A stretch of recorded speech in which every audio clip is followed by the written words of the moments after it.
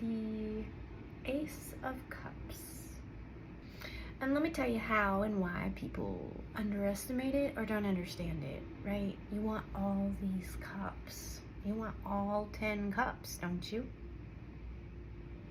You want your finances fulfilled. You want your relationships fulfilled. You want your career fulfilled. You want your retirement set. You want your purpose planned out, right? You want to be on your plan for your purpose. You want all this stuff, but most of us forget about the first cup.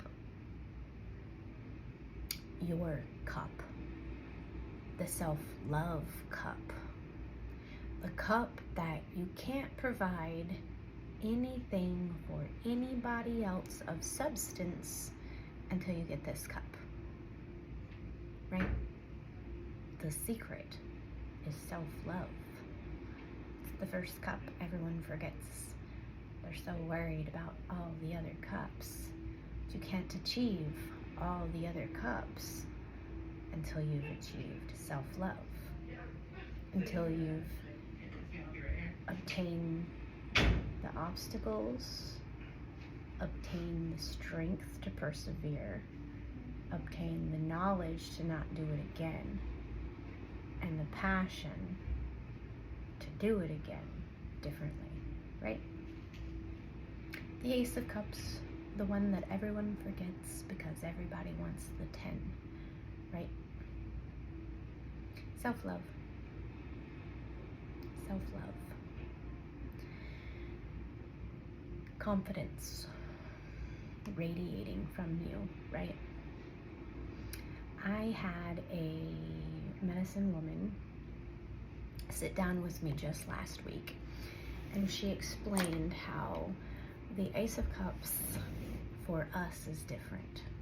You know, for most people, it's when that cup overflows and, you know, it's all over the ground, saturating everything around you. Your foundation, your relationships, everything, your kids.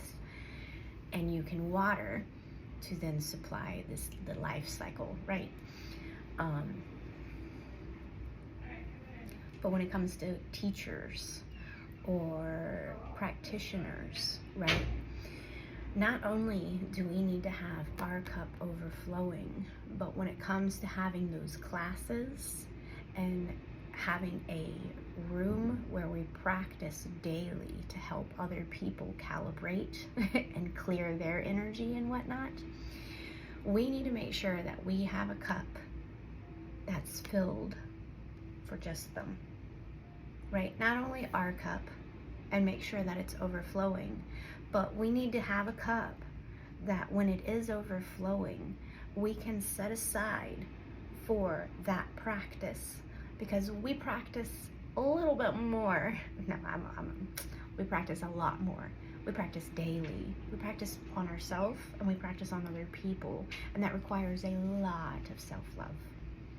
You love yourself enough to keep practicing, and you love others enough unconditionally to want to help them, whether it be in your actual practice or educating them in the difference that they need to change in their life, right? The balance, the difference that's going to create a balance in their life. Education, you can give it to somebody, but what they do with it is their own business, right? So you got to have your own cup for that particular practice, that teaching, that energy, because you are giving more of yourself than what most people do, right?